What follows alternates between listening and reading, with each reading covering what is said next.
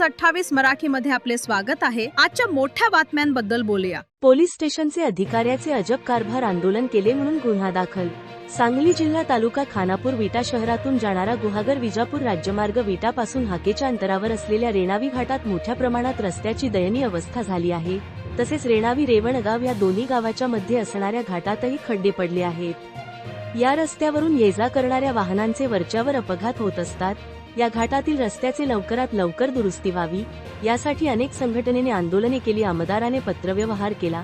भारतीय जनता पार्टीचे युवा नेत्यांनी संबंधित अधिकाऱ्यांना वारंवार फोन केले, पत्रव्यवहार केले आणि याच रस्त्याच्या दुरुस्तीच्या मागणीसाठी राष्ट्रवादी अजित पवार गटाचे युवा नेते पंकज भैया डबडे यांनी रेणावी घाटातील 2 वर्षापासून खराब असणाऱ्या रस्त्याची दुरुस्ती व्हावी यासाठी आंदोलन केली होती।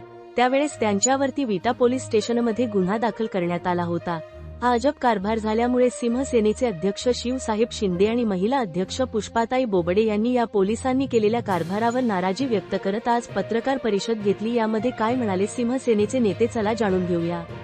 इंडिया न्यूज 28 पुणे विभाग प्रमुख दिलीप गायकवाडची रिपोर्ट।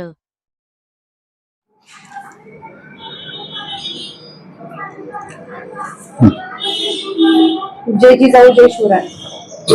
आज आम्ही इथे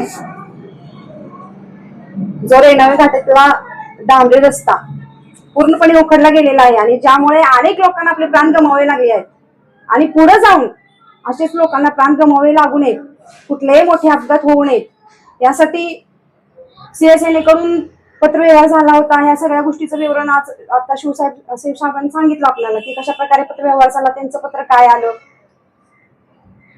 हे सगळं होत असताना त्यांनी त्या पत्रात एक नमूद केले की रिस्क अँड कॉस्ट या पार्टीवर तो रस्ता पूर्ण करण्याची जिम्मेदारी ज्या ठेकेदाराला दिली होती, म्हणजे तो रस्ता ज्या कालावधी करता त्यांना बनवायला दिलाय आणि त्या बनवलेल्या कालावधीतच तो जर खराब झाला, तो रस्ता पूर्ववत करून देणं, दुरुस्त करून देणं ही गोष्ट, ही रिस्क त्या कॉन्ट्रॅक्टरची असते आणि तो कालावधी पूर्ण झालेला आहे 14/12/2024 ला।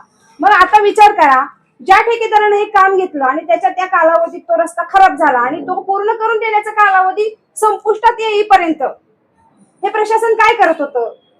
आज तो ठेकेदार ते काम करून पैसे घेऊन निघून गेला, आज त्याला तुम्ही काही बोलू शकत नाही कारण त्याचा दायित्वाचा तो कालावधी संपलेला आहे। आणि असं असताना साहेबांनी ते सगळं सांगितलंच की तिथं अधिकारी जातात येतात, त्यांना सगळं दिसतंय, ह्या गोष्टी त्यांच्या निदर्शनास येतात, त्यांना सुद्धा या गोष्टी मांडण्याचा अधिकार आहे, वर सरकार दरबारी पोहोचण्याचा अधिकार आहे। असं असताना सुद्धा आज संघटनांना, सामान्य लोकांना आंदोलन करावं लागतं आणि असंच आंदोलन राष्ट्रवादीनं, म्हणजे ते चुकीचंच आहे, ते सत्तेतली लोक आहेत, असं असताना सुद्धा त्यांना वाटलं असेल कुठंतरी लोकांचे प्राण जात आहेत, कुठंतरी लोकांना धोका होतोय आणि त्यांनी ते आंदोलन केलं। त्यासाठी त्यांनी सर्व प्रकारचा पत्रव्यवहार केलेला आहे, अल्टिमेटम दिलेला आहे, त्यानं प्रशासनाला कळवलेलं आहे, पोलीस प्रशासनाला कळवलेलं आहे की आम्ही या वेळेत असं आंदोलन करणार आहोत, या आमच्या अटी जर पूर्ण झाल्या नाहीत तर। त्यांनी प्रत्येक गोष्टी पूर्तता केली असताना आज फक्त थोड्या काही जास्त कालावधी करता त्यांनी ते आंदोलन तिथं चालू ठेवलं, या एका कारणामुळे त्यांच्यावर गुन्हे दाखल होत आहेत। तर आज ज्या लोकांच्या सांगण्यावरून, ज्या लोकांच्या दबावामुळे अशा आंदोलनकर्त्यांवर जे गुन्हे दाखल झालेत त्यात मला वाटते महिला पण आहेत।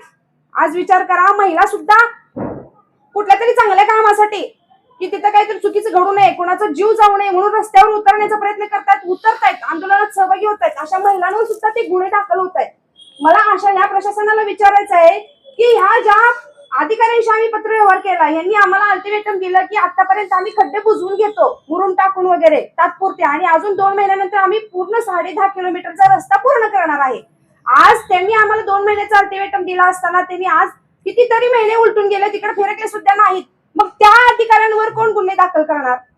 आज जर त्या अधिकाऱ्यांनी त्यांची कामात कसूर केली नसती, त्यांच्या कामाची पूर्तता केली असती, त्यांच्या अधिकारपदाचा योग्य वापर करून काम चालू केलं असतं, तर आम्ही ज्या वेळेस पत्रव्यवहार केलाय त्याच्यानंतरही काही लोकांना तिथे प्राण गमवावे लागले, त्यांना जबाबदार कोण? आज त्या प्रशासनाने याचं सुद्धा आत्मचिंतन करणं गरजेचं आहे, कारण त्या लोकांना तिथे नाहक जीव गमवावा लागलाय। आम्ही एवढं त्यांच्या निदर्शनास आणून दिलं की बाबा इथं इतकं मोठे खड्डे आहेत, असा रस्ता फटलेला आहे की या ठिकाणी महिला स्कूटी घेऊन गेला तर तिथं पडणारच, तिथं अपघात घडणारच, अशी प्रत्येक वळणावर परिस्थिती आहे। असं असताना निदर्शनास आणून दिला असताना सुद्धा आज फक्त त्या लोकांनी आंदोलन केलं, थोडा वेळ झाला तिथं आंदोलन करायला, जास्त वेळ आंदोलन झालं तर तुम्ही त्यांच्यावर गुन्हे दाखल करताय। मग मला खरं सांगायचं, तुम्ही यांच्यावर का गुन्हे दाखल करत नाही? आज प्रशासनातल्या प्रत्येक घटकावर हे गुन्हे दाखल झाले पाहिजेत. त्यांनी त्यांच्या पदाचा गैरवापर केलेला आहे, त्यांच्या पदाची गरिमा त्यांनी राखलेली आहे, त्यांच्या कामात त्यांनी कसूर केलेली आहे.